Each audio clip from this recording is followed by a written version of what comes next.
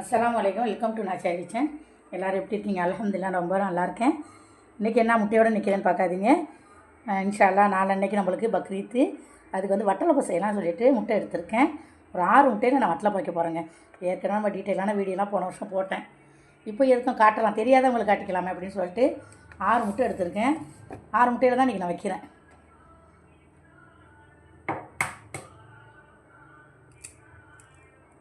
Mixie ஜாரில் தான் நம்ம அடிக்க போகிறோம். ஒவ்வொரு முட்டையாக நான் ஊற்றிக்கிறேன். 6 முட்டை எடுத்துட்டாங்க. இன்றைக்கி நான் 6 முட்டையில் செய்கிறேன். எத்தனை முட்டை வேணாலும் யாருக்கு எவ்வளோ தேவையோ செஞ்சுக்கலாம். இன்றைக்கி 6 முட்டையை உடச்சி ஊற்றிட்டேன்.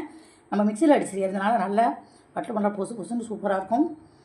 1/4 படி சீனி எடுத்துருக்கேங்க. உங்களுக்கு எந்த அளவு இனிப்பு இது, ஆனால் வட்டலப்பை கொஞ்சம் இனிப்பாக இருந்தால் ரொம்ப இனிப்பு சேர்க்க மாட்டேன். ஒரு மீடியம் சைஸாக நான் ஒரு 3/4 கப்பு சுகர் எடுத்துக்கிறேங்க. எனக்கு இதான் அளவு. 3/4 டம்ளர் சுகரு, 6 முட்டை. எந்த ஸ்வீட்டு செஞ்சாலும் கொஞ்சம் உப்பு சேர்த்துக்கணுங்க. ஒரு பிஞ்சு உப்பு சேர்த்துக்கிறேன்.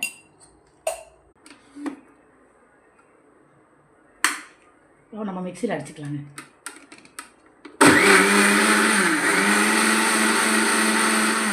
இந்த பாருங்கள் ஃப்ரெண்ட்ஸ், நல்லா முட்டையும் சீனியும் நல்லா அடிச்சுட்டு வந்துட்டு பாருங்கள். நாங்கள் வந்து இந்த மாதிரி தான்ப்பா வைப்போம். சில பேர் கருப்பட்டி இதெல்லாம் வைப்பாங்க, அதெல்லாம் எங்களுக்கு பிடிக்காது. எங்கள் வீட்டில் எப்படி செய்கிறோமோ அதை தான் செஞ்சு காட்டுறேன். அதுக்கப்புறம் பாருங்கள், நல்லா 1 லிட்ரு பாலுங்க சுண்டை காய்ச்சி வச்சுருக்கேன். பார்த்தீங்களா எவ்வளோ ஆடையெல்லாம் பிடிச்சி வந்துருப்பாருங்க. 1 லிட்ரு பசும்பால் வாங்கியிருக்கேன். நல்லா திக்காக தண்ணியும் ஊற்றாம பாருங்கள், அப்படியே சுண்டை காய்ச்சி வச்சுருக்கேன். இந்த மாதிரி பால் வந்து சேர்த்து செஞ்சால் தான் வட்டலப்பை அவ்வளோ சூப்பராக இருக்குங்க. இதே நான் அப்படியே ஒரு மிக்சியில் ஆடையை ஒரு அடி அடித்து எடுத்துகிட்டு வந்துடலாம்.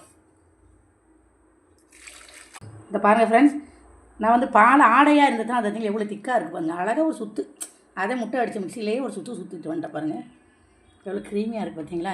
பசுமாடு ரொம்ப டேஸ்ட்டாக இருக்கும். சில பேர் ஆரோக்கியப்பாலாம் செய்வாங்க. உங்களுக்கு எந்த திக்கான பாலாக இருக்கணும், அதை எதாக இருந்தாலும் வற்ற வச்சு செய்யும்போது அது பார்த்தீங்களா எவ்வளோ திக்காக இருக்குது பாருங்கள். முந்திரி 50 கிராம் எடுத்துருக்காங்க. இன்றைக்கி நான் முந்திரிலேயே வைக்கிறேன். பாதாம் பருப்புலையும் வைப்பேன் நான். இன்றைக்கி முந்திரி பருப்புலேயே வச்சுக்குவோம். ஒரு 50 கிராம் முந்திரி எடுத்துருக்கேன் பாருங்கள். இதை அப்படியே மிக்சியில் அப்படியே மை பேஸ்ட்டாக அரைச்சி விட்டுருவோம். தண்ணி ஊற்றக்கூடாது. ஒரு கொஞ்சோண்டு பால் சேர்த்து நல்லா ஃபைன்.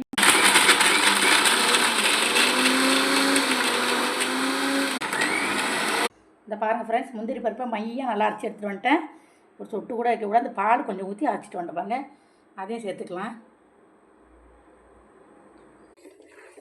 எல்லாம் நம்ம அரைச்ச முந்திரி விழுது இதில் சேர்த்துருங்க பாருங்கள். பேஸ்ட்டை நல்லா கலந்து விட்டுக்கலாங்க. முந்திரி பாதம் இந்த மாதிரிலாம் சேர்த்தாக்கா வட்டலப்பை நல்லா தேங்காய் பாலில் செய்வாங்க. அது வந்து கெட்டு போயிடும். இது ஒரு வாரம்லாம் சூப்பராக இருக்கும் ஃப்ரிட்ஜில் வச்சு சாப்பிட்டா. இது